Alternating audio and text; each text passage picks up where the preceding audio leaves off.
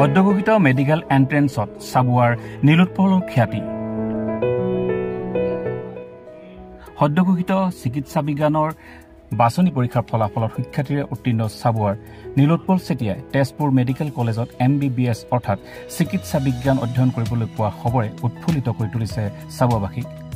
সোমবাৰে মটক স্বায়ত্ত শাসিত পৰিষদৰ শিক্ষা বিভাগৰ কাৰ্যবাহী পাৰিষদ স্বৰূপজ্যোতি চেতিয়া, চাবুৱা প্ৰেছ ক্লাবৰ সভাপতি ৰাজীৱ কুমাৰ সিং, প্ৰেছ ক্লাবৰ উপদেষ্টা মৃদুপৱন চেতিয়া, জ্যেষ্ঠ চিকিৎসা পৰিদৰ্শক মৃদুল গগৈয়ে কৃতি ছাত্ৰগৰাকীৰ গৃহত উপস্থিত হৈ এখনি মটক জনগোষ্ঠীয় গামোচা, এখনি ফুলাম গামোচাৰে শুভেচ্ছা জনায়। চাবুৱাৰ বাসিন্দা তথা চিকিৎসা বিভাগত কৰ্মৰত সৌৰজ চেতিয়া আৰু সাগৰিকা চেতিয়াৰ একমাত্ৰ পুত্ৰ নীলোৎপল চেতিয়াই অহা 22 আগষ্ট তাৰিখে নামভৰ্তি কৰিব তেজপুৰ মেডিকেল কলেজত। আমি আজি অতি গৌৰৱান্বিত যে আমাৰ চাবুৱা অঞ্চলৰ দেওধাই গাঁৱৰ এগৰাকী সু আৰু কৃতি ছাত্ৰ নীলোৎপল চেতিয়া, আমাৰ মোৰ বন্ধু সম ভাতৃ সৌৰজ চেতিয়াৰ সন্তান। তেখেতৰ সন্তানে আজি সদ্য ঘোষিত যি মেডিকেল এণ্ট্ৰেন্স, সেই মেডিকেল এণ্ট্ৰেন্স পৰীক্ষাত উত্তীৰ্ণ হৈ সুখ্যাতিৰে উত্তীৰ্ণ হৈ তেখেতে তেজপুৰ যি মেডিকেল কলেজ, এই মেডিকেল কলেজত স্থান লাভ কৰিবলৈ সক্ষম হৈছে।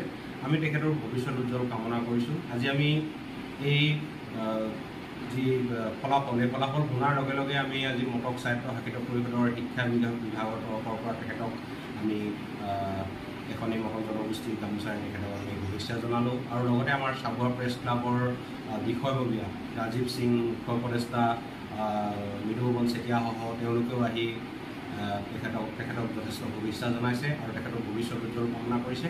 আৰু ভৱিষ্যতৰ দিনত আমি মটক জনগোষ্ঠীৰ এনেকুৱা ধৰণকে যিসকল উঠি অহা নতুন প্ৰজন্ম আছে, এই প্ৰজন্মৰ পৰা আমি এনেকুৱা ধৰণৰ ফলাফল আমি নিশ্চিতভাৱে আশা কৰিম। আৰু তেখেতৰ আমি নীলোৎপল চেতিয়াৰ ভৱিষ্যত উজ্জ্বল কামনা কৰিছোঁ। এগৰাকী সুচিকিৎসক হৈ আৰু সুচিকিৎসক হোৱাৰ লগতে এগৰাকী সুনাগৰিক হৈ তেখেতে প্ৰতিষ্ঠিত সমাজত প্ৰতিষ্ঠা লাভ কৰক। মোৰ খুবেই ভাল লাগিছে। মই যোৱা এবছৰ ধৰি যোৰহাট ছুপাৰ 30 তাত কোচিং কৰি আছিলোঁ। তাত ভাৰত ভূষণ ছাৰ, সুকন্যা মেম আৰু বাকী সকলো ফেকাল্টিজ চবে বহুত ছাপোৰ্ট কৰিছে। কিবা নোৱাৰিলে চব মানে ডাউট হওক বা যিকোনো হওক, আমি তাত হোষ্টেলত আছিলোঁ, ঘৰ পৰাটো একদম দূৰতে, তো সকলোবোৰ তেওঁলোকে চায়। তো তেওঁলোকৰ কাৰণে চাগে আজি মই ইয়াত তেজপুৰ মেডিকেল কলেজত শিকাবলৈ সক্ষম হৈছোঁ।